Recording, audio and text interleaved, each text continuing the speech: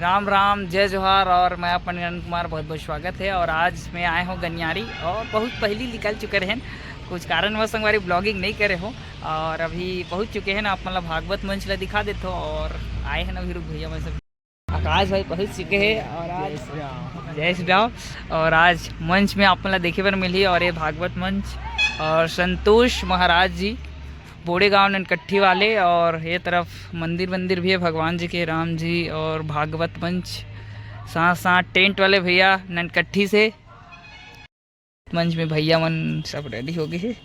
और ये मंच में आ चुके हैं भैया गन पैड वाले और तबला वाले मन। और वो तरफ बैठबो। अब वेदी पूजा है, भगवान जी के वेदी के दर्शन। और आओ आप मतलब राधा कृष्ण के मंदिर और आप मन दर्शन करो वेद धर्म के। और वो देख जो हमारा धार्मिक पुस्तक है, धर्म ग्रंथ है, वो मन रखे हुए हैं। और बहुत ही सुंदर राधा कृष्ण के मंदिर। अपनी लीला को समेट करके परम धाम जाने लगे। जरा नामक शिकारी के द्वारा प्रहार किया गया। बात है महाराज, वो सहारा में नंदीश्वर की स्थापना हो गए, बना गए, मूर्ति कंप्लीट हो गए।